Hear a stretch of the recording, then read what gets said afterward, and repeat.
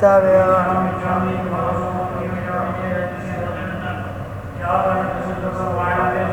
જાસી લેજો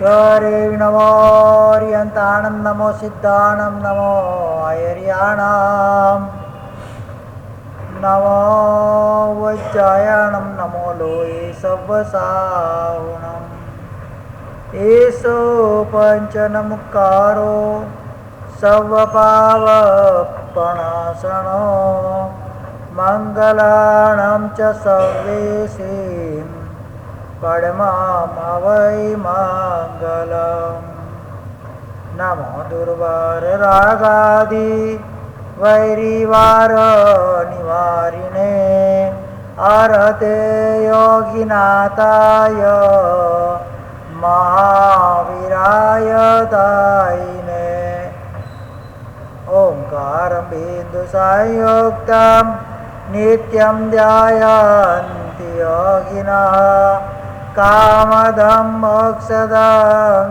ચૈવ ઓંકારાય નમો નમઃ સર્વારિષ્ટ પ્રણાશાય સર્વાભીષ્ટાર્થદાયિને સર્વલબ્ધિ નિદાનાય શ્રી ગૌતમ સ્વામિને નમઃ આગમોદ્ધાર કર્તારં શૈલાનિ સપ્રબોધકં ધ્યાનસ્થ સ્વર્ગતં નમામિ સૂરીમાનંદ સાગરમ સૂરીમ દર્શન સાગરમ ચરણામ્બુજે ભક્તોમસે હૃદયામ્બુજે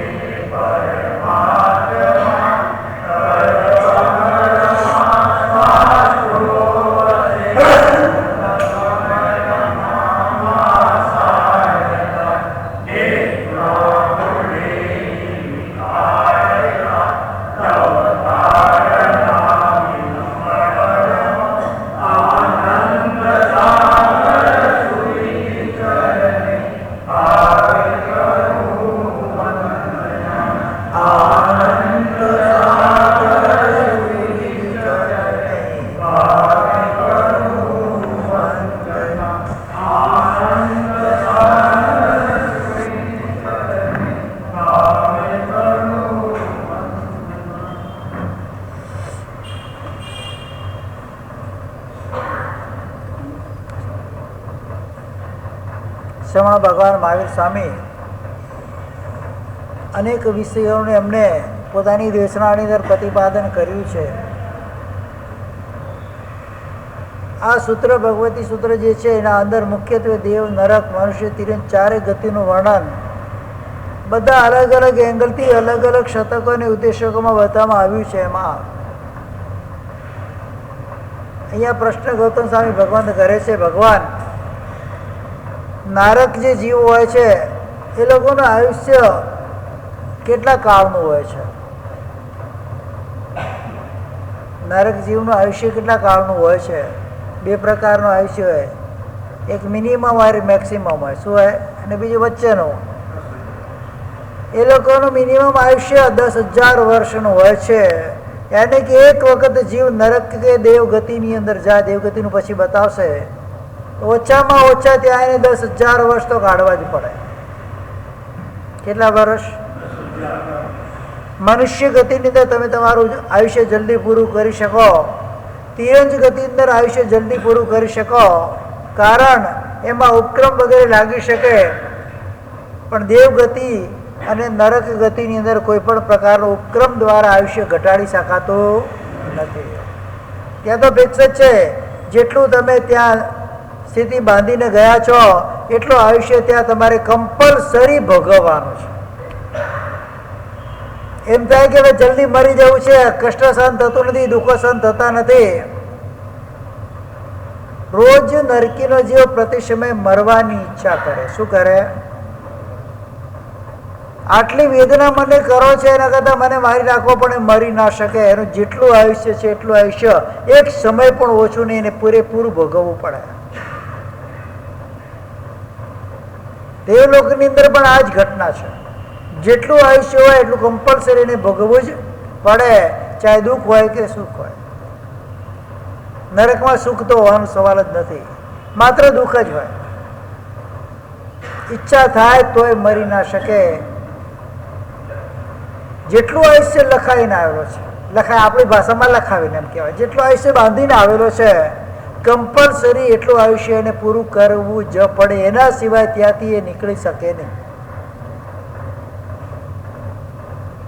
કેવા અધ્યાવસાયો દ્વારા કેટલી સ્થિતિનું આયુષ્ય બાંધ્યું છે એના પર નિર્ભર છે. એમાં મિનિમમ કેટલું છે? જે સામાન્યથી સામાન્ય જે નરકનો જે ઓછામાં ઓછું આયુષ્ય જે ભોગવતો હોય, એટલે અહીંયાથી તમે એક થોડો પતલા અધ્યાવસાય સાથે પાપ કરવા બાંધ્યું હોય અને એ વખતે નરક ગતિ બાંધી હોય તો ઓછામાં ઓછા આ તમારી 2-4 સેકન્ડનું પાપ તમે 10,000 વર્ષ સુધી નરકમાં ધકેલી શકે. કેટલા?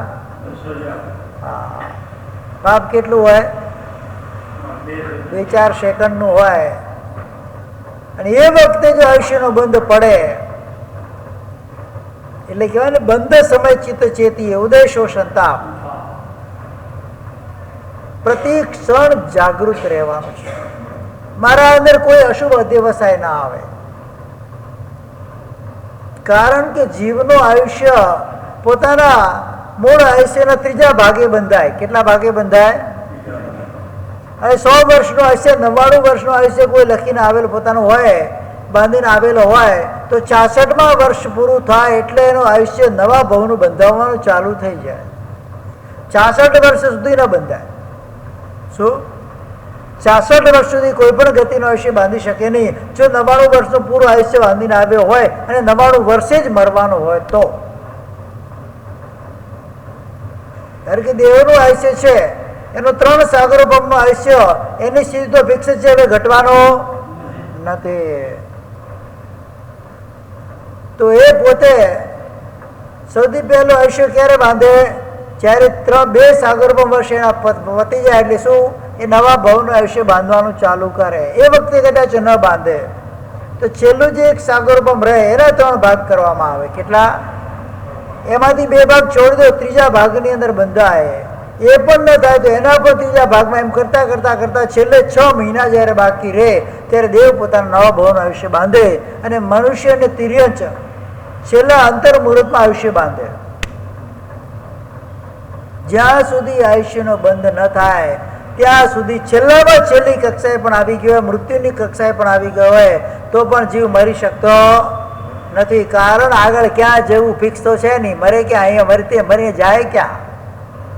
એટલે ઘણી વખત આપણને એવું લાગતું હોય, એવા દ્રશ્યો દેખાતા પણ હોય છે કે આ તો વ્યક્તિ મરવાની તૈયારીમાં છે, કેમ હજુ ખેંચી રહ્યો છે? ખેંચી કેમ રહ્યો છે? આયુષ્ય બંધાતું નથી એટલે. શું? બધી સ્થિતિમાં આવી ગયો છે પણ આયુષ્ય બંધાતું નથી એટલે શું થાય? જ્યાં સુધી આયુષ્ય નહીં બંધાય ત્યાં સુધી મરવાનો નથી. વેદના ભલે ભોગવે. 2 કર્મોના હિસાબે જીવની ગતિ નક્કી થાય, વેદનીય કર્મ, આયુષ્ય કર્મ. બંનેના દલિક જ્યારે સમાન થાય તો જ એ આ ભવમાંથી બીજા ભવમાં જઈ શકે. બાકી વેદના વધારે બાકી હોય, આયુષ્ય ઓછું બાકી હોય તો શું કરવાનું? ત્યાં આગળ એ ભવની વેદના ભોગવવાની જ છે એને, પણ વેદનાનો સમય વધારે છે, આયુષ્યનો સમય ઓછો છે તો શું કરવાનું? ના, એવું ન થાય. એ વખતે વેદના સમુદ્ઘાત કરે, પોતાની વેદનાના પૂતગલોને સમસ્ત રાજલોકમાં ફેલાવીને એને ભોગવે અને આયુષ્યના દલિકની સમાન, એટલે આયુષ્યના જેટલા પણ સમય બાકી છે એટલા સમય સમાન વેદનાના સમય કરે અને પછી ત્યાં આગળ વેદના સમુદ્ઘાત પૂરો થાય. 8 સમયનો હોય, 8 સમયમાં બધા કર્મો કપાવી દે. એટલે એ વેદનીય કર્મ કપાવી દે એ છે ભવ પૂરતા. અને પછી એ આયુષ્ય કર્મની સાથે એનું મેચિંગ થાય અને મેચિંગ થયા પછી એ આત્માનો આ ભવમાંથી પ્રયાણ થાય. એટલે ઘણાની વેદના ભોગવવાની બાકી હોય, ભયંકર એક્સિડન્ટ થાય પણ આયુષ્ય કર્મ બાકી હોય, વેદના ભોગવાઈ ગઈ આયુષ્ય કર્મ બાકી છે તો બચી જાય. આપણે કહે ને બચી ગયો, મોટી ઘાતમાંથી બચ્યો. ઘાતમાંથી બચ્યો એટલે શું? એ સમય જે તીવ્ર વેદના આવવાની હતી, વેદના તો પોતાનું કામ કરી લીધું છે, પણ આયુષ્ય હજુ એનું બાકી છે. વેદનાના દલિકો ભોગવાઈ ગયા. હવે શું થશે? અશાતા વેદનાના દલિકો ત્યાં ભોગવાઈ ગયા છે, એટલે એના જે દલિક એટલે તમે કદાચ ખબર ન પડે, કદાચ કે રેતી હોય, રેતી હાથમાં તમે ભરી છે, રેતીના કણ હોય, શું હોય? ધીરે ધીરે કણો ખરતા જાય હાથમાંથી. દરિયાની માટી તમે હાથમાં ભરો, કેટલી માટી હાથમાં રે મુઠ્ઠી ખોલો ત્યારે એ ધીરે ધીરે ખરતા જાય, દલિક કહેવાય. કણ શું કહેવાય? એ રીતે વેદના કર્મના દલિક હોય, એ દલિકને તમે ભોગવતા જાય, ભોગવાઈ ગયા. પણ હજુ આયુષ્ય બાકી છે તો વ્યક્તિ બચી જાય. પણ આયુષ્ય ઓછું છે ને વેદના વધારે છે તો વેદના સમુદ્ગત કરી અને લેવન કરે. લેવન કર્યા પછી આ ભવમાંથી પ્રયાણ કરે અને છેલ્લા અંતિમ અંતર મુહૂર્તની અંદર પોતે આયુષ્ય બાંધી જ દે. એ સિવાય એની બીજા ભાવમાં ગતિ થાય નહીં. એન ટાઈમે પણ બંધાય. છેલ્લા એક દિવસે અંતર મુહૂર્ત, અંતર એટલે 2-5 સમય 10 સમય બાકી હોય તો પણ બાંધી શકે. એટલે આયુષ્ય કઈ ઘડીએ બંધાય ખબર પડતી નથી. મૂળ એમ કહેવાય કે તમારા આયુષ્યના 3જા ભાગે આયુષ્ય બંધાય. એટલા માટે જ તો હર ત્રીજી પર્વતિથિ આવે છે. એ પર્વતિથિએ લીલોતરીનો ત્યાગ કરવાનું કેમ કહ્યું છે? એ વનસ્પતિ કાય છે અને વનસ્પતિ કાય અનંત છે. એના અંદર એકવાર જીવ જાય અનંત કાળ ત્યાં નીકાળી શકે. એ વનસ્પતિની અંદર, એ ભીંડાના શાકની અંદર, એ તુરિયા કારેલાના શાકની અંદર આસક્તિ આવી જાય અને કદાચ એ સમય આયુષ્યનો બંધ પડે તો સીધા ક્યાં જાઓ? વનસ્પતિમાં જાઓ. દરેકે દરેક પ્રકારના આપણને તોડ આપવામાં આવેલા છે. દર 3જી તિથિ આવે. શું આવે છે? દર 3જા દિવસે તિથિ આવે છે, જેને પર્વતિથિ કહી શકાય. 10 પર્વતિથિ છે. મહિનાની કેટલી છે? 2 પાંચમ, 2 આઠમ, 2 ચૌદસ તો છે જ. એ સિવાય અમાવસ અને પૂનમ એ નથી ગણતા. 11, 2 11 અને 2 બીજ, આ 10 તિથિ છે. એમ કોઈ 12 તિથિ કરે છે, આ 10 તિથિ કહેવાય છે. એ દર 3જા દિવસે આવે અને આયુષ્યનો બંધ પણ 3જા ભાગે પડે. એટલે એ વખતે આસક્તિને તોડવા માટે એ વખતે તમારે લીલોતરીનો ત્યાગ કરવાનું કીધું છે. બધા પાછળ કઈ ને કઈ રહસ્ય રહેલા છે. શું છે? એમને બધી કઈ વસ્તુ નોંધાતી નથી. કઈ ને કઈ એના પાછળ કારણો છે. આજ સુધી લગભગ કોઈને ખબર નહીં હોય કે તિથિ લીલું શાક કેમ ન વપરાય, લીલોતરી કેમ ન વપરાય, કે જીવ સૌથી વધારે આસક્ત વનસ્પતિમાં થાય અને રહેવાના સ્થાન ત્યાં વધારે છે. કે વનસ્પતિ કાયનો સ્ટોક કેટલો છે? અનંત છે. બધી રીતે જેમાં આસક્તિ આવી જાય તો દોષ લાગે.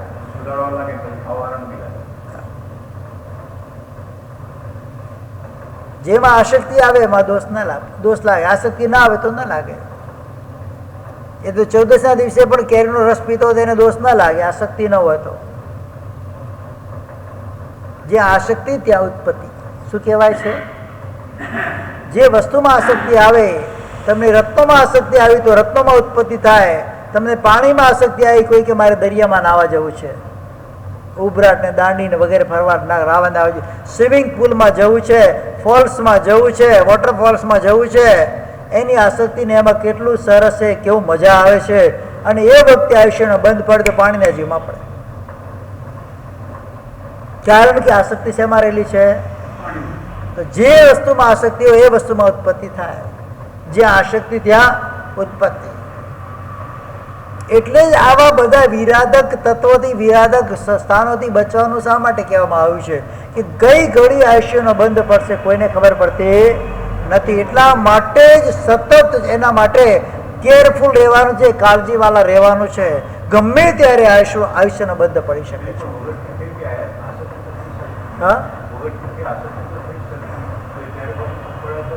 પણ આ પ્રાય કહેવાય છે.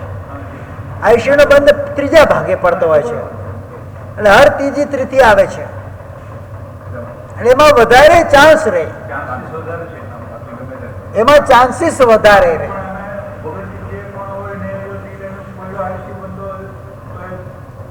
એનામાં ચાન્સીસ ઓછા છે, એમાં ચાન્સ વધારે છે. એક તો તિથિની વિરાધના છે, સૌથી મોટો દોષ શું છે? તિથિની વિરાધના છે. બીજા નંબરની અંદર એમાં ચાન્સ વધારે કે ત્રીજા ભાગે પડે. હવે ગઈ તિથિએ નથી પડતું, હવે આવતી તિથિએ પડવાનો ચાન્સ વધારે છે. એટલા માટે બચવા માટેનો ઉપાય બતાવ્યો છે. બાકી દરેક સ્થાને જ્યાં આસક્તિ થવાની દરેક સમયે આયુષ્યનો બંધ થઈ શકે છે.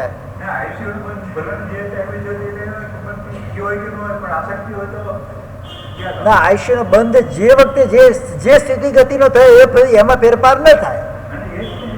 આયુષ્યમાં સ્થિતિ કોઈ પણ ગતિનો આયુષ્ય બાંધ્યા પછી ગતિ જાતિ ને અનુપૂર્વીમાં ફેરફાર ન થાય એની સ્થિતિ ઓછી થઈ શકે. નરકનું આયુષ્ય જેમ બંધાઈ ગયું છે તમારું કોઈ જગ્યાએ, બરાબર છે, અને પછી તમે અનાસક્ત ભાવે તમે સંયમ વગેરે ગ્રહણ કર્યું છે અને શુદ્ધ ચારિત્ર વગેરે પાળ્યું છે, તો જે 7મી તારીખને પ્રાયોગ્ય તમે બંધ કર્યો હતો એ ઘટતો ઘટતો પહેલી સુધી આવી જાય. પણ નરકમાં તો જવાનું છે, નરકના મિનિમમ આયુષ્ય સુધી આવી જાય. 33 સાગરોથી ઘટતો ઘટતો કદાચ 10,000 વર્ષ સુધી પહોંચી જાય ખરા, પણ નરક તમારી ગતિ ફાઇનલ છે. કૃષ્ણ તે તો 4 નિવારી 3 તણા દુઃખ રહ્યા. એનો મતલબ શું છે? કેમ કેવી રીતે થઈ ગઈ? કેમ થઈ ગઈ 3? કેમ જ 3 જ રહી, એક કેમ ના રહી? વંદન કરવાથી નારકી તૂટી જાય તો સાધુ આશે.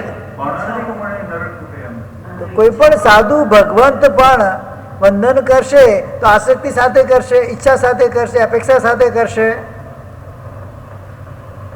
કૃષ્ણ તે તો 4 નિવારી 3 તણા દુઃખ. એના પાછળ બહુ મોટું લોજિક છે. 4 નરક એની તૂટી છે, તૂટી નથી. નરકનું આયુષ્ય બાંધવાનો પ્રારંભ કરેલો છે. શું કર્યું છે? નરકનું આયુષ્ય બાંધવાનો પ્રારંભ કરેલો છે, હજુ બાંધી નથી લીધું. શું? બાંધવાનો પ્રારંભ થયેલો છે. અને એવામાં ઉત્કૃષ્ટ ભાવથી, ઠીક છે, એ તો નિમિત્ત છે, 18,000 સાધુને વંદન કર્યા, પણ એ અરસામાં કૃષ્ણ મહારાજનું ક્ષમિત્વ નિર્મળ થતું ગયું અને ક્ષાયિક ક્ષમિત્વની પ્રાપ્તિ કરી લીધી. શું કર્યું છે? ક્ષાયિક ક્ષમિત્વની પ્રાપ્તિ કરેલો જીવ ક્યારે પણ 3 સાગરથી વધારે આયુષ્ય વાળી નરકમાં ન જાય. પૂર્વબદ્ધ આયુષ્ય હતો, પૂર્વબદ્ધ આયુષ્ય હતા, આયુષ્ય બાંધ્યું છે, પણ હવે શું કર્યું છે? એમાં ઉત્કૃષ્ટ ભાવથી સમ્યક દર્શનને નિર્મળ કરતા કરતા ક્ષાયિક સમ્યકમાંથી એક ક્ષાયિક સમ્યક દર્શનમાં આવી ગયા છે. અને ક્ષાયિક સમ્યક દર્શનનો ધણી હોય એટલે સમ્યક દર્શન સાથે નરકમાં જનારો હોય. કેવો હોય?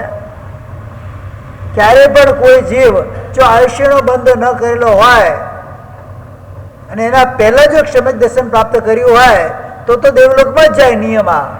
પણ આયુષ્યનો બંધ કર્યા પછી જો સમિક્ત્વ પામે અને એમાં જો ક્ષયિક સમિક્ત્વ હોય તો સમિક્ત્વ સાથે એને નરકમાં જવાનું હોય તો એનામાં એનો મેક્સિમમ પીરિયડ કેટલો બતાવ્યો છે?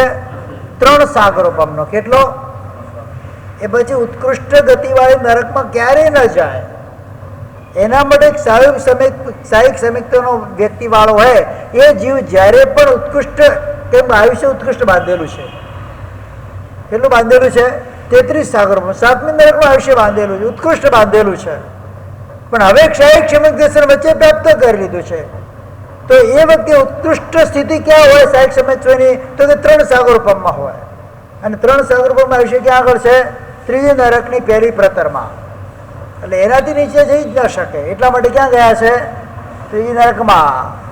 ક્યાં ગયા છે? એટલા માટે જ 3જી નરકમાં ગયા છે. એ તો 7મી નરકમાં જ જાત. કારણ 99 કરીને આવેલા છે, વાસુદેવ બનેલા છે, યુદ્ધો કર્યા છે, ઘોર પરિણામ લાવેલા છે.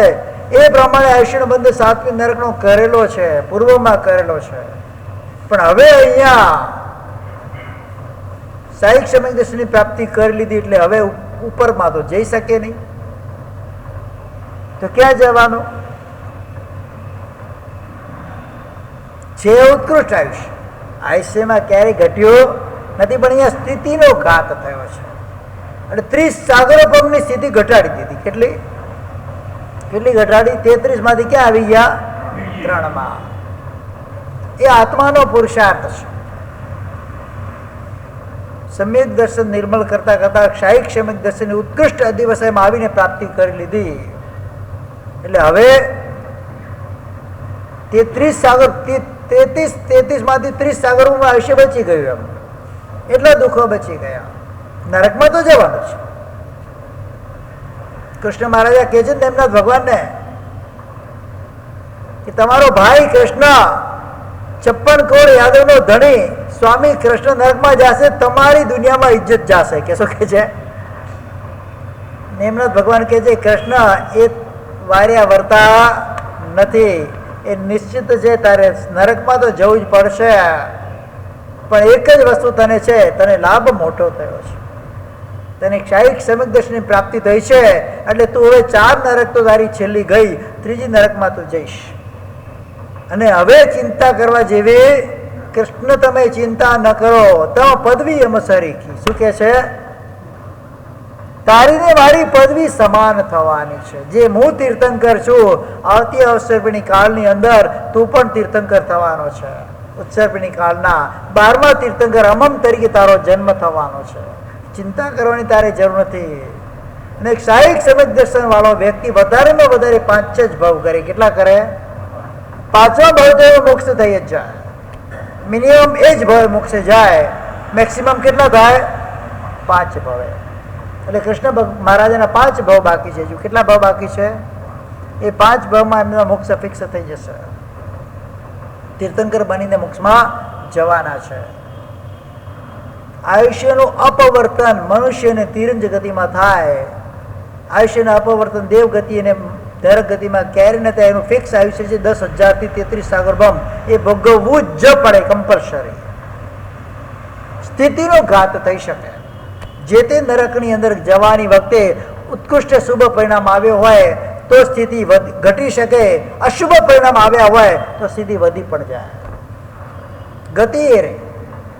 પહેલીથી માંડી 7મી નરક અથવા પહેલેથી માંડી 12મા દેવલોક, ગતિ તો તમારી રહેવાની. એમાં અધ્યવસાયની અંદર જે ફરક આવતો હોય, તમારા પરિણામોની અંદર, માનસિક વિચારણાઓની અંદર જે શુભ વિચારણાઓ ચાલતી હોય, એ જે ફરક આવતો એના કારણે તમે જે પણ પૂતગલોને એકઠા કરો છો, જે પણ ભાવોને એકઠા કરો, જે પ્રમાણે એની સ્થિતિમાં વધારો ઘટાડો થાય. હા, એટલે સ્થિતિ ઘટી ગઈ ને. સ્થિતિ ઘટે જે નરકમાં જે પ્રમાણનું વાતાવરણ એ પ્રમાણે ભોગવવાનું એને ફરક. તો નરકમાં સજા તો પ્રતિ સમય દુઃખ તો છે જ. સજા શું હોય એનામાં? એટલે એક સમય પણ એને કઈ ચેનથી તો બેસવા મળવાનું નથી. 7મી નરકની અંદર જે દુઃખ હોય છે એ ક્ષેત્રજન્ય દુઃખ હોય છે. શું હોય છે?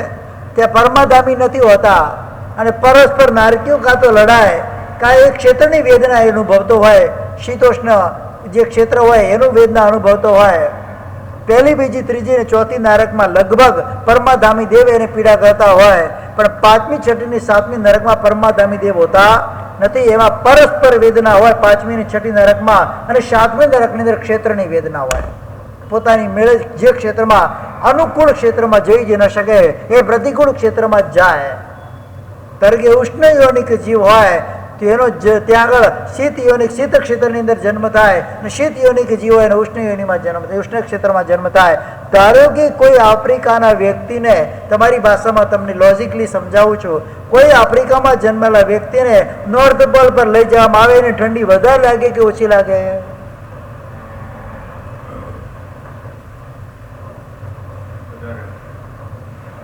વધારે લાગે. નોર્થ પોલમાં રહેલા વ્યક્તિને ઠંડી વધારે લાગે કે એ આફ્રિકન વ્યક્તિ જે છે એને ત્યાં લઈ જવામાં આવે એને ઠંડી વધારે લાગે? કોને વધારે લાગે? કેમ? એનું ક્ષેત્ર, ઉત્પત્તિ ક્ષેત્ર જે ઉષ્ણ યોનિક છે, અને એને ઠંડામાં લઈ જવામાં આવે તો શું લાગે? ઠંડી એને વધારે લાગે. એ જ રીતે એ નોર્થ પોલ વાળા કોઈ વ્યક્તિને ત્યાં આગળ લઈ જવામાં આવે તો ત્યાં વાળા વ્યક્તિને વધારે ગરમી લાગે, નોર્થ પોલ વાળાને વધારે ગરમી લાગે? કોને લાગે? બસ એ જ રીતે નરકની અંદર હોય જે જીવો ઉષ્ણ યોનિક હોય એ લોકોને ભૂમિ મળે શીત, અને જે શીત યોનિક હોય એને ભૂમિ મળે ઉષ્ણ. એ ભૂમિ પણ કેવી હોય? ખર કર્કશ ભૂમિ હોય, તલવારની ધાર જેવી ભૂમિ હોય. તીક્ષ્ણ તમારી દાઢી કરવાની તમારી બ્લેડ હોય ને એના કરતાં પણ અનંત ગુણી શાર્પ એવી તીક્ષ્ણ ધારવાળી ભૂમિ હોય. નીચે પડતાની સાથે ટુકડા થઈ જાય, રાઈ જેટલા ટુકડા થઈ જાય એવી ભૂમિ હોય. એ ભૂમિજન્ય દુઃખ છે. ત્યાં આગળ લાલ તપેલા તવા જેવી ભૂમિ હોય, જેના આગળ લોખંડ નાખવામાં આવે ને તો બાષ્પ થઈને ઉડી જાય. એ ભૂમિની ગરમી બતાવવામાં આવી છે ભગવતી સૂત્ર આદિની અંદર. એ ગરમી કેવી છે? 1000 ભારનો લોખંડનો ગોળો હોય. કેટલા ભારનો? 1000 ભારનો. એક ભાર એટલે લગભગ 1000 કિલો થાય. કેટલું થાય? 1000 ભાર એટલે કેટલા થયા? 1 લાખ નહીં 10 લાખ થાય. તમે આવા ધંધા કરશો તો ઘર બહાર વેચીને દુકાન વેચીને જવું પડશે. 10 લાખ કિલો થાય. 1 કિલોનો ગોળો નક્કર કૂટી કૂટીને બનાવેલો હોય. એ ગોળો કોઈ દેવલોકમાંથી કોઈ દેવ ઉપરથી છોડે છે અને નરકની ભૂમિના 500 યોજન દૂર સુધી એ ગોળો આવે. ક્યાં સુધી? 500 યોજન. એને કે અત્યારના 1 યોજન પ્રમાણે 13 કિલોમીટર ગણો તમે, બરાબર છે? તો 500 યોજનના કેટલા થયા? 13×5 = 6500 કિલોમીટર દૂર એ ગોળો રહે. કેટલો? એ 500 યોજન સુધી ટચ થતા થતા એ ગોળો ઓગળી જાય, એનું પાણી બની જાય, એની વરાળ બની જાય અને ઉડી જાય.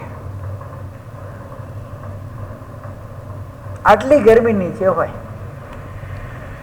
કેટલી હોય? તો નીચે તો સ્પર્શ કરવાનો એને ચાન્સ જ ન હોય ગોળાને.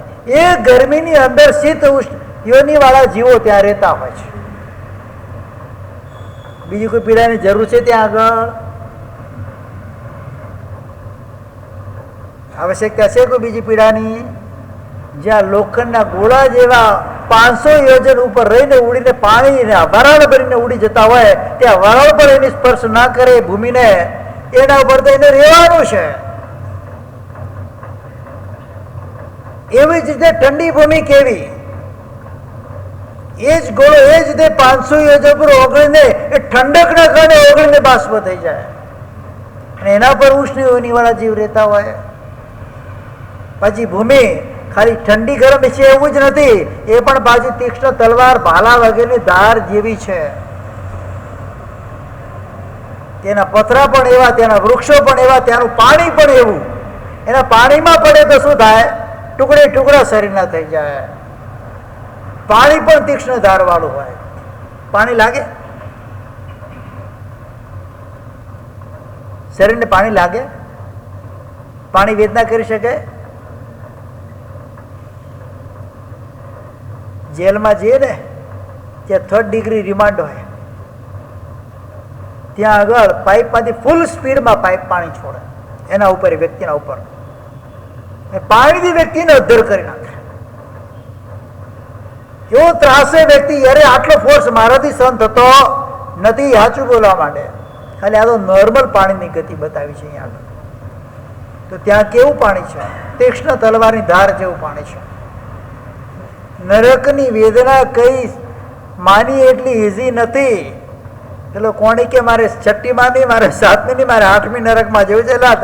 ખોખરા થઈ જશે, રેવા દે ને ભાઈ તું.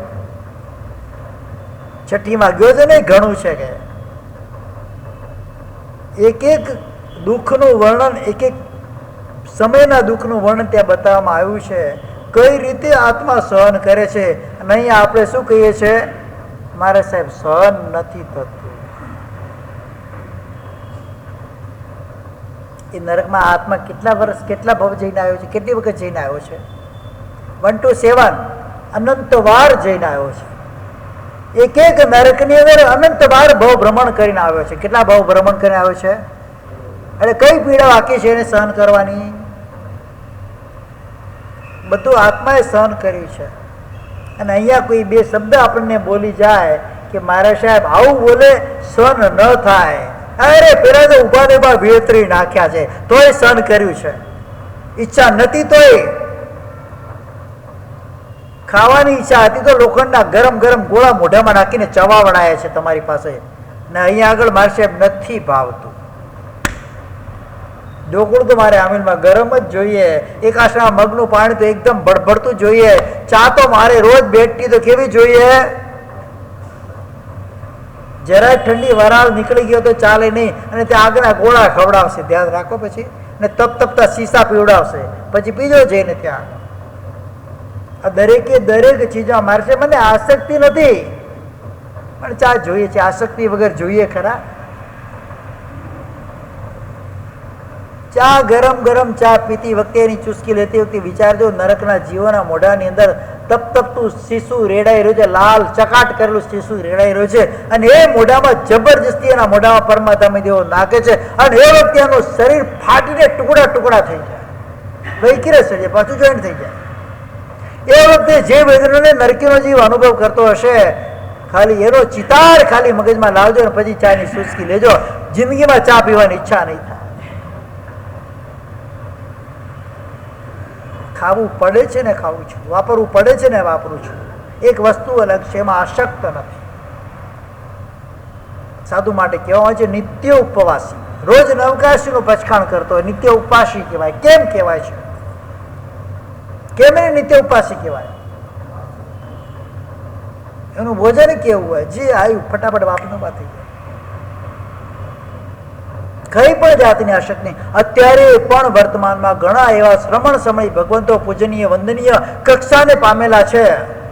અત્યારે પણ પાત્ર એક જ પાત્રમાં ગોચરી વાપરે, એમાં બધું ભેગું. એવું નહીં કે રોટલીને શાકમાં બોલને સિંહ પક્ષી પણ જેટલું આવ્યું આગળથી ખાતા જવાનું. એમાં રોટલી આવી તો રોટલી, મીઠાઈ આવી તો મીઠાઈ, શાક આવી તો શાક, દાળ ભાત આવે તો ભાત. એને ક્રમસર જ વાપરતા જાય, કાગડાની જેમ નહીં. ચાંચમાં અહીંયા ચાંચ મારી, પછી અહીંયા ચાંચ મારી, ચટણીમાં ચાંચ મારી, વડામાં ચાંચ મારી, એવી રીતે નહીં. અત્યારે પણ આવા મહાત્માઓ આ શાસનની અંદર છે. આસક્તિ વગર શું ખાધું એ પણ એમને ખબર ના હોય. પછી એવા દોલત સાગેશ્વરી મહારાજ છેલ્લા 6 મહિના સાથે રહેવાનું થયું છે. ગોચરી હું જ વપરાવતો. એમને કઈ પણ વસ્તુ વપરાય, સાહેબ શું વાપર્યું આજે? સાધુ જે વપરાયું એમને ખબર નથી શું વાપર્યું છે. એમને ખબર પણ નથી કે મેં શું વાપર્યું છે. સાહેબ આજે શું લાવવાનું છે ગોચરીમાં? ચકાચક લઈ આવી કંઈક. આવું ન બોલાય, આપણે સાધુ છીએ. 103 વર્ષની ઉંમરે આ જાગૃતિ છે, વિચાર કરો. સાધુને જે આવે વાપરી દેવાનું. 80 વર્ષના દીક્ષા પર્યાય, 84 વર્ષના દીક્ષા પર્યાયમાં જે કેળવણી કરી છે જીભની સાથે, અત્યારે જીભ ઉપર બિલકુલ આસક્તિ ના હોય. અને આપણે શું જોઈએ? ઇડલી આવી હોય તો ચટણી જોઈએ, એના સાથે સંભારે જોઈએ. હા, ઇડલીને સંભારમાં ઇડલીને બગના પાણી બોલીને વાપરી જાવ ને યાર, ચાલે કે ના ચાલે? હા, ચાલે કે ના ચાલે? તુરિયાના શાકના રસામાં ઇડલી બોલીને વાપરી જવાની, ચાલે કે ના ચાલે? સૈનિકભાઈ ચાલે કે ના ચાલે? બોલો. આ ટેસ્ટ છે નરકમાં ઉભા થવાના છે બધા, ધ્યાન રાખજો. ત્યાં કોઈ ટેસ્ટ મળવાના નથી. ત્યાં કોઈ ટેસ્ટ મળવાના છે નરક ગતિની અંદર. અને એવું આયુષ્ય બંધાય, એમાં આસક્ત થયા પછી જે પ્રકારનું આયુષ્ય બંધાય, તીવ્ર સ્થિતિનું આયુષ્ય બંધાય, તીવ્ર વેદનાનું આયુષ્ય બંધાય. ખાલી એની વિચારણા કરીએ, નરક તણા દુઃખ વાર્તા સાંભળતા પણ હૃદય તમારું કમકમી જાય એવા નરકના દુઃખો ત્યાં બતાવવામાં આવે છે. અને એ દુઃખોને સહન કરનારો આ આત્મા અહીંયા આવે, મનુષ્ય ભાવમાં આવ્યો છે, કઈક સુખ સમૃદ્ધિને પામ્યો છે. હવે એના મોઢામાંથી શબ્દો નીકળે છે, સાહેબ સહન થતું નથી. શું સહન નથી થતું? બતાવો તો ખરા. કેવી ઘોર વેદના તમારા પર આવી પડી છે, કયા ઘોર દુઃખો તમારા પર તૂટી પડ્યા છે. એક સામાન્ય કોઈ રોગ આવી ગયો છે, સહન થતો નથી. નરકની અંદર નિયમમાં 5,97,06,300 સમથિંગ જે રોગ છે કમ્પલસરી ઉદયમાં હોય છે. એટલે સતત એ રોગ તમારું શરીર અનુભવતું હોય છે. અહીંયા તો એક રોગ આવે ઊંચા નીચા થઈ જઈએ, હા, સહન થતું નથી. ત્યાં આટલા રોગ તમે કેટલા વર્ષો સહન કરો છો? જન્મ્યા ત્યારથી જ્યાં સુધી તમારું ત્યાંથી ઉદ્વર્તન ન થાય ત્યાં સુધી એ બધા જ દુઃખો તમારે કમ્પલસરી પ્રતિ સમય સહન કરવાના છે, વેદવાના છે. ત્યાં તો બધું બાપા કઈ નહીં વેદીએ છીએ આપણે, ત્યાં તો કઈ ચાલતું નથી મારું. અને અહીંયા જે મળે એ વાપરી લેવાનું હોય છે. એમાં બિલકુલ આસક્તિ નથી કરવાની હોતી. જો આસક્તિ કરશું એ આસક્તિના ભાવો જેમાં પડેલા છે એ ગતિમાં મારી ઉત્પત્તિ થશે અને ત્યાં શું હાલત થશે મને કશી જ ખબર નથી.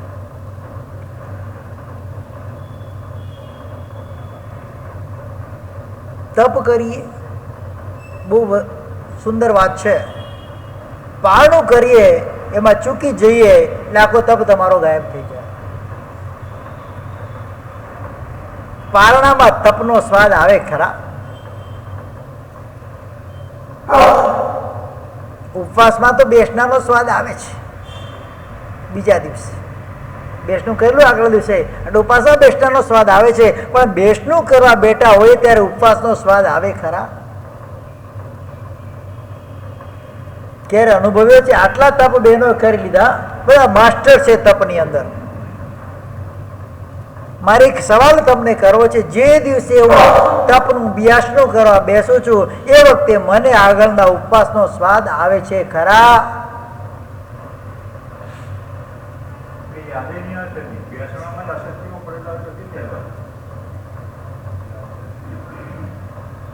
આવે છે ખરા? કેમ નથી આવતો? મતલબ મને રુચિ તપમાં નથી, મને રુચિ શેમાં છે? શેમાં છે? યાચનામાં મને રુચિ છે, તપમાં મને રુચિ. તપ તો મારે કરવો પડે છે. ઉપવાસ કરી તોય બેસનું મળવાનું છે એટલે બેસનું ઉપવાસ કરું છું, એવો ભાવ આવે ને મનમાં. ક્યારે બોલો? નરકની અંદર આ જીવિત વેદના બતાવી છે, એનું આયુષ્ય બતાવ્યું છે. ઉત્કૃષ્ટથી એનું આયુષ્ય 33 સાગર પમનું. 7મી નરકની અંદર અપ્રતિષ્ઠા નરક જે કહેવાય, 5મું જે વર્તુળ કહેવાય, છેલ્લું જે 7મી નરકની અંદર 5 નરકાવાસ છે. રોર, મહારોર, કાલ, મહાકાલ અને અપ્રતિષ્ઠા નરક. એમાં સૌથી જે મેઇન છે રાઉન્ડ નરક અપ્રતિષ્ઠાન સંખ્યાત યોજનનું છે. એના અંદર ઉત્કૃષ્ટ આયુષ્ય કેટલું બતાવ્યું છે? 33 સાગરો પમનો. અને પહેલી નરકની પહેલી પ્રતરની અંદર જે અલ્પ અધ્યવસાયી જીવ હોય કે જેની વિક્રેન્દ્રિય આદિમાંથી ગયેલો હોય જીવ, બેન્દ્રિય તીન્દ્રિય વગેરેમાંથી અસંગની જીવ ગયો હોય નરકની અંદર, નરકનું આયુષ્ય બાંધીને, તો એનું આયુષ્ય કેટલું બતાવવામાં આવ્યું છે? 10,000 વર્ષનું બતાવવામાં આવ્યું છે. પણ જે રાજા વગેરે બની ગયો હોય, મત્સ્ય હોય, મગરમચ્છ હોય, માછ અને માણસ પુરુષ હોય, એ લોકોની ઉત્કૃષ્ટ ગતિ ક્યાં બતાવી છે? 7મી નરકની બતાવી છે. સ્ત્રી વધારેમાં વધારે 6ઠી નરક સુધી જઈ શકે, પુરુષ ક્યાં સુધી જઈ શકે? 7મી નરક સુધીમાં. દંડ વધારે છે. સિંહ હોય જે ઉત્કૃષ્ટ પાપનો સેવન કરતો હોય, સિંહની ઉત્કૃષ્ટ ગતિ 4થી નરક જ છે. સાપની ઉત્કૃષ્ટ ગતિ 5મી નરક છે. અને માછલીની, સિંહ વધારે પાપ કરે કે માછલી વધારે પાપ કરે? કોણ વધારે પાપ કરે?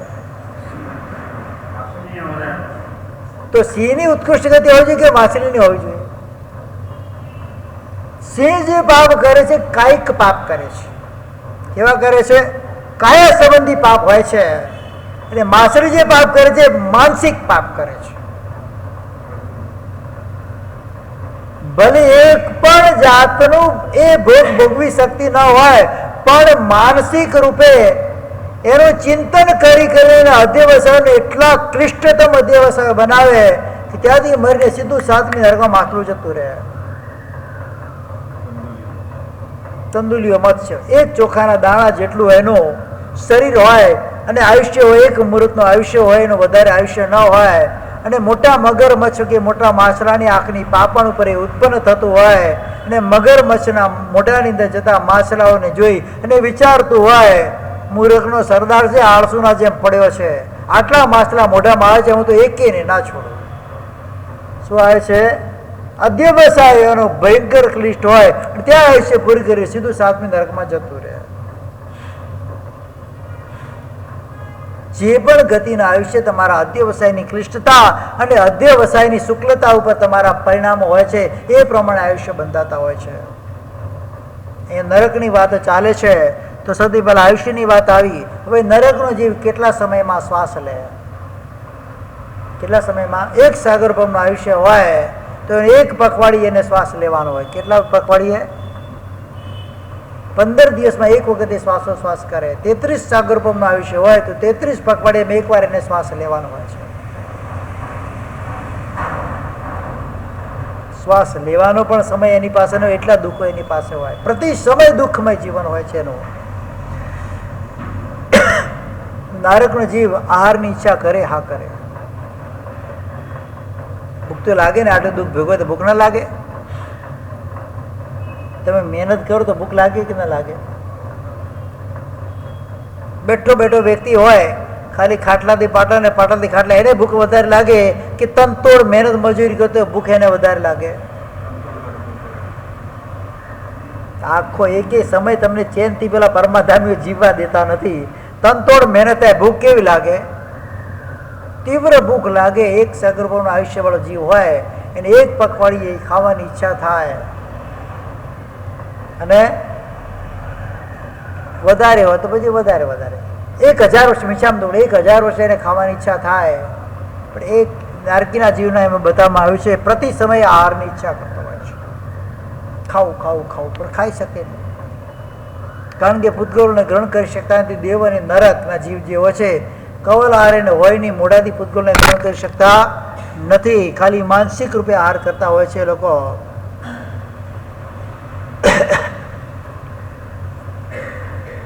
આ રીતે પ્રશ્નોની જડી ત્યાં ચાલી રહી છે, પ્રશ્નો કરી રહ્યા છે. નરકના જીવો કયા કયા પ્રકારે આહાર ગ્રહણ કરે છે, આહાર કરેલા પૂતગલોને એને આહાર કરેલા કહેવાય કે આહાર કરે છે, આહાર કરેલા કહેવાય કે આહાર કરશે ને આહાર કરેલા કહેવાય? આ બધા 3 કાળના વૈકલ્પિક એના પ્રશ્નો હોય છે. એ બધી તેના પરમાત્મા એના જવાબ આપી રહ્યા છે. વધારે વિસ્તાર એનો કરવા જેવો નથી, અને કરું તો સમાજમાં આવે એવું પણ નથી. એ નરકનો વિષય અહીંયા પૂરો કરી અને હવે આપણે દેવનો વિષય અહીંયા આગળ અસુરકુમારની ચર્ચા કરી છે. અસુરકુમારની કાળ સ્થિતિ કેટલી બતાવવામાં આવેલી છે તો એ પણ નરકના જેમ સમજી લેવાનું. જગણીથી 10,000 વર્ષ અને ઉત્કૃષ્ટથી 1 સાગરપમથી કાંઈક અધિક સમય અસુરકુમાર એટલે ભવનપતિ, જે 10 ભવનપતિ દેવો છે એમાં પહેલા ભવનપતિ દેવ છે અસુરકુમાર, જેના ઇન્દ્રો છે ચમ્રેન્દ્ર અને બલિન્દ્ર. કોણ છે? ચમ્રેન્દ્રની વાત કદાચ તમે વ્યાખ્યાન સાંભળ્યા હોય કલ્પસૂત્રના, એમાં ચમ્રેન્દ્રની વાત, ચમ્રેન્દ્રનો ઉત્પાત એક આશ્ચર્ય થયું છે આ કલિકાળની અંદર, આ વર્તમાન કાળની, આ અવસરની કાળમાં. તો એ ચમ્રેન્દ્ર કોણ હતો એનું આખું વર્ણન પાછળ આવે છે. કોઈ 5મા શતકની અંદર એનું વર્ણન આવશે. એ ચમ્રેન્દ્ર એનું આયુષ્ય 1 સાગરપમથી અધિક વર્ષનું હોય છે. તો અને ઉત્કૃષ્ટ જગનની સ્થિતિ અસુરકુમારમાં 10,000 વર્ષની હોય છે. એના જે ઇન્દ્ર હોય ચમ્રેન્દ્ર અને બલિન્દ્ર, એમાં ઉત્તર દિશાનો અધિપતિ બલિન્દ્ર હોય, દક્ષિણ દિશાનો અધિપતિ ચમ્રેન્દ્ર હોય. એટલે આ ભરત ક્ષેત્રની નીચે જે પણ અસુરકુમારનું ભવન જે છે એનો જે અધિપતિ હોય છે ચમ્રેન્દ્ર હોય છે. એ ચમ્રેન્દ્રનું આયુષ્ય એમાં બતાવવામાં આવેલું છે સાધિક સાગરપમ, એને કે 1 સાગરપમથી વધારે વર્ષ સુધીનો. અને એમને આહારની ઈચ્છા ક્યારે થાય, શ્વાસોશ્વાસ ક્યારે લે તો અસુરકુમાર 7 સ્તોક એટલે આપણે જે પ્રમાણે શ્વાસ લઈએ છીએ એ પ્રમાણે એ શ્વાસ લઈને છોડે છે, અને ઉત્કૃષ્ટથી 1 પખવાડિયામાં એ શ્વાસ લઈ શકે છે. અને કોઈ પકડીને કંઈક અધિક વર્ષો સમયમાં પોતાનો શ્વાસોશ્વાસ કરે છે, એને આહારનો અભિલાષ હોય કે ના હોય તો કે હા હોય છે, ખાવાની ઈચ્છા તે પણ હોય. પણ એ લોકો શું હોય છે? દેવ મનોભક્ષી હોય. શું હોય છે? મનની અંદર વિચારણા કરે કે મારે પેટ ભરવું છે, મારે બરફી ખાવી છે, તો તરત એના એ વસ્તુના પૂતગલ એના શરીરની અંદર આવી જાય, તૃપ્ત થઈ જાય. એને મનોભક્ષી કહેવાય છે. એને કવલા આહાર હોતો નથી. દેવને કયો આહાર હોય છે? મનોભક્ષી હોય છે.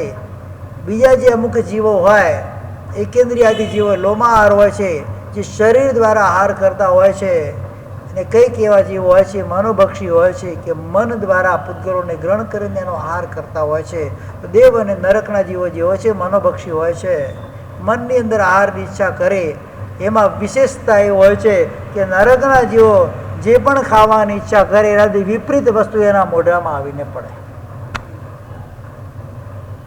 અને મીઠાઈ ખાવાની ઈચ્છા તો મોઢામાં અવિષ્ટા આવે. શું આવે? શુભ પૂતગલો ખાવાની ઈચ્છા કરતો અશુભ પૂતગલો જ એના મોઢા. અને અશુભ પણ કહેવાય, અશુભતર પૂતગલો આવે, તીવ્ર અશુભ પૂતગલો આવે, જેની સામે જોવાની ઈચ્છા કોઈ ન કરે એવા પૂતગલો એના મોઢામાં આવી જાય. અને દેવોના વિષયની અંદર શુભ પૂતગલની ઈચ્છા હોય એટલે શુભ પૂતગલો જ એના મોઢામાં આવે. બસ આટલો ફરક બેમાં પડે છે. આહારની અંદર અસુર કુમાર કેવા પૂતગલોનો આહાર કરે? તો અનંત પ્રદેશી દ્રવ્યનો આહાર કરે. ક્ષેત્રકાળ અને ભાવની અપેક્ષાથી પ્રજ્ઞાપના સૂત્રની અંદર એનું બધું વર્ણન આપવામાં આવેલું છે. વિશેષ એમાં વર્ણન એમાં કરેલું નથી. હવે અસુર કુમાર પછી બીજા નંબરના પવનપતિના દેવો છે નાગકુમાર. નાગકુમાર એટલે જે ધર્ણેન્દ્ર પદ્માવતી અત્યારે કહીએ છીએ એ નાગલોકના ઇન્દ્રો છે. કયા છે? તો નાગકુમારની ચર્ચા બતાવવામાં આવી છે. એની પણ જઘન્ય સ્થિતિ 1000 વર્ષની અને ઉત્કૃષ્ટ દેશોનું કંઈક પલ્યોપમની સ્થિતિ એની હોય છે. એ પ્રમાણે એની સ્થિતિ બતાવવામાં આવી છે. અને એના આયુષ્ય વગેરે પણ પેલાના જેમ સમજી લેવાના હોય છે. હવે આવે છે વાત પૃથ્વીકાયની. દેવ અને નરકની વાત ગઈ. હવે સ્થાવર એકેન્દ્રની વાત આવે છે. પૃથ્વીકાય જીવોની સ્થિતિ કેટલી બતાવવામાં આવી છે? એની જગતની સ્થિતિ અંતર્મુહૂર્તનો કાળ હોય છે. અંતર્મુહૂર્ત એટલે એક સમયથી અધિક, એટલે 2 સમય 3 સમય કે 4 સમય એની સ્થિતિ હોય, ઓછામાં ઓછી એટલી હોય. અને ઉત્કૃષ્ટ સ્થિતિ પૃથ્વીકાયની 22,000 વર્ષની કેટલી હોય છે? પૃથ્વીકાયની અંદર ધારો કે મીઠું હોય, નમક, 22,000 વર્ષ સુધી એ જ નમક પડ્યું રહે. નવા કોઈ પૃથ્વીકાયના જીવો અંદર ના આવે તો 22,000 વર્ષ પછી અચિત થઈ જાય. શું થઈ જાય? કારણ હવે એના અંદર કોઈ પણ જાતનો જીવ રહેતો નથી. પણ મીઠાની સ્થિતિ ઓછી છે. ઉત્કૃષ્ટ જે રત્નો હોય, મા મૂલ્યવાન જે 16 પ્રકારના રત્નો બતાવે છે, સોનું આદિ ધાતુ બતાવી છે, એ ખાણની અંદર રહેલું સોનું સચિત હોય. કેવું હોય? ખાણમાંથી બહાર નીકળે એના પર શસ્ત્ર પ્રક્રિયા થાય તો એ અચિત થાય છે. પણ ખાણની અંદર રહેલું સોનું અચિત ક્યારે થાય? કે જો એમાં નવા કોઈ જીવોનો પ્રવેશ ન થાય એ શરીરોની અંદર, અને એ જ શરીર જે જૂના પડેલા છે, તો 22,000 વર્ષ પછી સોનું અચિત થઈ જાય. કેવું થાય? પછી એમાં જીવ હોતા નથી. પણ એને પોતાના યોનિથી અલગ કરવામાં આવે, પોતાના ક્ષેત્રથી અલગ કરવામાં આવે તો તરત પણ એ અચિત થઈ જાય. સોનું એ પૃથ્વીકાય જીવ છે. આભૂષણ આપણે પહેરીએ છીએ. કેટલાય જીવોની ઘાત થયા પછી આભૂષણો આપણા હાથ ગળામાં કે આપણા શરીર પર આવે છે. પૃથ્વીકાય જીવ છે. સોનું શું છે? સોનું છે, રત્ન છે, હીરા, ચાંદી, રત્ન, 16 પ્રકારના રત્નો બતાવવામાં આવ્યા છે. કેટલા? આ રત્નપ્રભા નારકીની અંદર એક 1000 યોજનની 16 પ્રતરો છે. કેટલી છે? સૌથી પહેલા શું આવે છે? 16 પ્રકારના રત્નો એમાં આવે છે. પછી એના અંદર નરક અને ભવનપતિ દેવો, વેંતર દેવોના આવાસો રહેલા છે રત્નપ્રભા નારકીની અંદર. એક નારકીનું વર્ણન શાસ્ત્રમાં બતાવવામાં આવ્યું છે કે આ કઈ વસ્તુ રહેલી છે. વજ્ર રત્ન હોય, હંસ ગર્ભ, મસાર ગર્ભ, બધા અલગ અલગ રત્નો હોય છે. સુવર્ણ રત્ન, રૂપે રત્ન, પછી સ્ફટિક રત્ન, અંક રત્ન, બધા 16 પ્રકારના ઉત્તમ રત્નો હોય છે. એની 1000 યોજનની પ્રત હોય છે. ખાણમાંથી ખોદીએ છીએ ને સોનું નીકળે છે ને, તો ખાણમાંથી નથી નીકળતું, રત્નપ્રભા પૃથ્વીમાંથી નીકળે છે. ક્યાંથી નીકળે છે? ધીરે ધીરે વસ્તુ ઉપર આવતી જાય, થોડી કોઈ જગ્યાએ તે તમારી ખાણ બની જાય, એટલે થોડું ખોદું એમાંથી નીકળવા માંડે. પણ એનો મૂળ સ્થાન ક્યાં છે? 1000 યોજન. કેટલું છે? અસમ ભૂમિતલ ભાગથી 1000 યોજન 16,000 યોજન સુધી રત્નો જ રહેલા છે. શું રહેલું છે? એટલે ખોદવાથી આપણને મળે છે. કોઈ કોઈ ભૂમિમાં હોય, કોઈ કોઈ ભૂમિમાં ન પણ હોય, પણ મેજોરિટી એમાં રત્નો હોય એટલે એનું નામ છે રત્નપ્રભા નારકી. શું નામ છે એનું? રત્ન બહુલ છે એટલે એમાં રત્નપ્રભા નારકી કહેવાય. બીજા નંબરની નરકનું નામ છે શર્કરા પ્રભા. શર્કરા એટલે કાંકરાઓ. શું હોય છે? એમાં કાંકરા નીકળે. શું નીકળે? ત્રીજા નંબરની જે વાલુકા પ્રભા એટલે એની અંદર રેતી હોય. ચોથા નંબરની પંખ પ્રભા, એમાં કાદવ હોય. પાંચમા નંબરની ધૂમ પ્રભા એટલે એમાં ધુમાડો હોય. છઠ્ઠા નંબરની તમરવાડમાં અંધકાર જ અંધકાર હોય. સાતમા નંબરની છે તમસ્તમ પ્રભા, એમાં ગાઢ અંધકાર હોય. એ પ્રમાણે એના નામો આપવામાં આવેલા છે નારકીઓના. તે નારકીનું વર્ણન કર્યા વખત હવે પૃથ્વીકાનું વર્ણન આપણે કરીએ છીએ. જગન્ય સ્થિતિ એની અંતર મુહૂર્તની છે. ઉત્કૃષ્ટ સ્થિતિ એની 22,000 વર્ષની છે. કેટલા વર્ષની છે? એટલે 22,000 વર્ષથી પૃથ્વીકા રહી શકે છે. પૃથ્વી કાળનો જીવ કેટલા કાળમાં શ્વાસ નિશ્વાસ લે છે? તો પ્રતિ સમય વિમાત્રા છે. એની ઈચ્છા હોય ત્યારે શ્વાસ લે, ઈચ્છા ન હોય તો ના લે. એની વિમાત્રા કહેવાય. એટલે આપણી ઈચ્છા હોય ત્યારે આપણે શ્વાસ લઈએ, શ્વાસ રોકી પણ શકીએ. ખબર છે ને? કોઈ 2 સમય, 3 સમય, 4 સમય, કોઈ 1 મિનિટ શ્વાસ રોકી શકે છે. તે વારે વારે શ્વાસ લેવો જરૂરી રીતે વિમાત્રાનો શ્વાસ હોય એનો. અને મિનિમમ હોય કેટલો હતો કે પ્રતિ સમયે શ્વાસ લઈ શકે છે. એમાં કોઈ સ્થિતિ નિયત નથી. પૃથ્વી કાયની આહારની ઈચ્છા થાય કે ન થાય? તો કે હા, આહારની ઈચ્છા થાય છે. કેટલા કાળમાં આહાર કરે? તો પ્રતિ સમય આહાર કરે. પણ એને કવલ આહાર હોય કે એને જીવેન્દ્રિય નથી, એને ખાલી સ્પર્શનેન્દ્રિય છે. શું છે? અરે ત્વચાના માધ્યમથી એ આહાર કરતો હોય છે. બહારના પૂતગળોને ગ્રહણ કરતો હોય છે. ઝાડની અંદર પાણી રેડવામાં આવે છે. ઝાડ પાણી પીએ છે? પીએ? પૃથ્વીની અંદર પાણી પીએ. નાખી તમે જમીન પર પાણી નાખ્યું, ધીરે ધીરે પાણી શોષાઈ જાય છે. એના વગર જીવ પણ નથી. એને પણ પાણી જોઈએ. પણ એ જો સચિત જીવ હોય, ત્યાં સચિત પૃથ્વી હોય, તે પાણીને ગ્રહણ કરે એટલે પોતાનું જીવન ચલાવે. એ રીતે શ્વાસને ગ્રહણ કરે, એ રીતે ખોરાકને ગ્રહણ કરે. તો કયો જીવ કયા કયા ખોરાક લઈ શકે એ પણ આગળ વાત આવશે. અહીંયા આગળ કયા કયા એ શ્વાસોશ્વાસ કરી શકે એ પણ વાત આવશે. પૃથ્વીકાની પછી વાત આવે છે આગળ 2 ઇન્દ્રિય અને ત્રસની ચર્ચા ત્યાં આગળ આપે છે. તો 2 ઇન્દ્રિય જે જીવો છે એની સ્થિતિ કેટલી બતાવવામાં આવી છે, એનો શ્વાસોશ્વાસ કેટલો બતાવવામાં આવે છે, બધું જ અહીંયા બતાવે. 2 ઇન્દ્રિય જીવ કેટલો કાળમાં આહારની ઈચ્છા કરે છે, 2 ઇન્દ્રિય જીવોની સ્થિતિ કેટલી બતાવવામાં આવી છે. તો એના અંદર જીવ વિચાર આપણે જો ભણેલા હોય તો એમાં બધા જ 2 ઇન્દ્રિય, 3 ઇન્દ્રિય, 4 ઇન્દ્રિયની જેની સ્થિતિ આયુષ્યની સ્થિતિ બતાવવામાં આવી છે. 2 ઇન્દ્રિય, 3 ઇન્દ્રિય, 4 ઇન્દ્રિય, 4 ઇન્દ્રિય 6 માસનું આયુષ્ય છે. યાદ નથી મને, શ્લોક ભૂલી ગયો છું. તો એ પ્રમાણે બધાની અલગ અલગ પ્રકારની સ્થિતિ ત્યાં બતાવવામાં આવી છે. તો એને આહાર પણ એ લોકોનો વિમાત્રામાં હોય, શ્વાસોશ્વાસ પણ એમનો વિમાત્રામાં હોય. એટલે એક ઈચ્છા અનુસાર કરે, આ તો ન પણ કરે. આ રીતે વિકલેન્દ્રની સ્થિતિ બતાવ્યા પછી હવે પંચેન્દ્રિય તિર્યંચીઓની સ્થિતિ બતાવશે. એનું વર્ણન આપણે હવે સમય છે ત્યારે કે જવું છે? ટાઈમ તો થઈ ગયો છે. તમારો સમય થઈ ગયો છે. પ્રવચનનો સમય ભલે પોણો કલાક જ થયો, પણ તમારો સમય થઈ ગયો છે. તો એ અત્યારે મૂકીએ છીએ. કાલથી આપણે પંચેન્દ્રિય, મનુષ્ય, દેવ વગેરેનું વિષયમાં જોશું. આપણે ખરેખર બધા સારા મસ્ત વિષયો છે. આ બધા સમજવા જેવા વિષયો છે, ક્યારેય ન સાંભળેલા વિષયો છે. એનું ચિંતન અને મનન કરશું. ઘણી બધી અંદર સહન શક્તિ વગેરે આવશે. આસક્તિઓ તૂટશે. નવા ભાવના જે અશુભ આયુષ્ય બાંધવાના ચાલુ કર્યા હશે એ તૂટીને શુભ આયુષ્યની અંદર પરિવર્તન થશે. ને ઘણો બધો આગળ જતાં લાભ થશે. એ આશાથી જ આપણે શાસ્ત્રોને સાંભળવાના હોય છે. વિશેષ હવે આવતા શનિવારથી પર્યુષણ મહાપર્વનો પ્રારંભ થઈ જવાનો છે. એટલે રવિવારની જે શિબિર હશે હવે આવતા રવિવારે રહેવાની નથી. અમે 5 શિબિર તો આપણી પૂરી થઈ જ ગઈ છે ઓલરેડી. તો શનિવારથી જે પ્રવચનનો દોર ચાલુ થવાનો છે. પહેલાં 3 દિવસ અષ્ટાનિકાના પ્રવચન રહેશે. પહેલા દિવસે સવારનું પ્રવચન આપણું 5 કર્તવ્યો પર રહેશે. એમાં ક્ષમાપના કાર્ય થોડું જણાવ્યું છે, બીજું ક્ષમાપનાનું બાકી છે. જો અનુકૂળતા હોય તો શનિવારે બપોરનું પ્રવચન માત્ર ક્ષમાપના પર રહેશે. રાખવાની મારી ઈચ્છા છે. તો એ પ્રમાણે આગળ કરશું.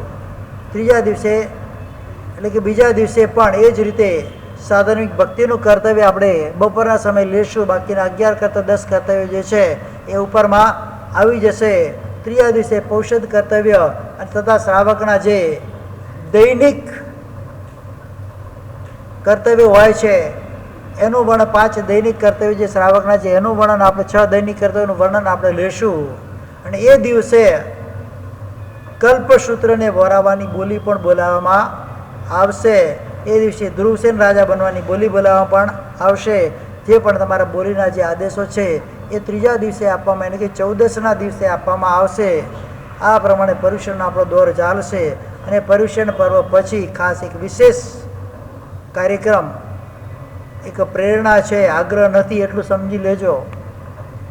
તો પરમાત્મા વીર પ્રભુનું હાલરડું જેને પારનું છે એનો સ્ટેજ પ્રોગ્રામ એક મોટા પાયે રાખવાની ભાવના છે.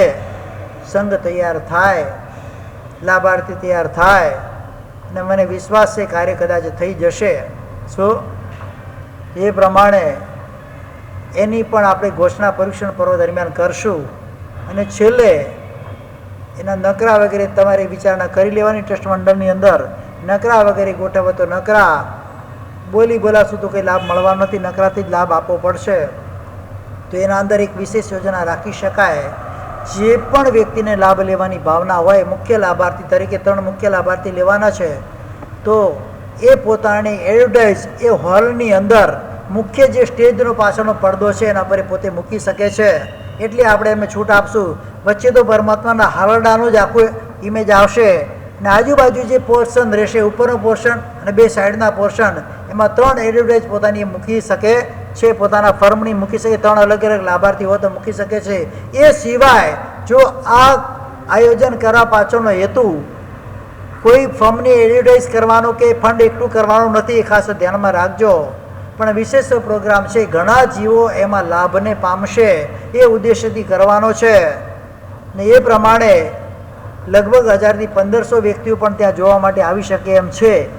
જો સારો પ્રોગ્રામ થાય, સારા સંગીતકાર વગેરે આપણે બોલાવીએ તો ખર્ચો પણ થોડો સારો થઈ શકે એમ છે. તો એનું એક આયોજન ગોઠવવાની ભાવના છે. ભાવના છે, આ આગ્રહ નથી, તમને કહું છું. તૈયારી તમારી બતાવવાની છે. તો વિશેષ 3-4 મોટા નામ આપણી પાસે આવી જાય.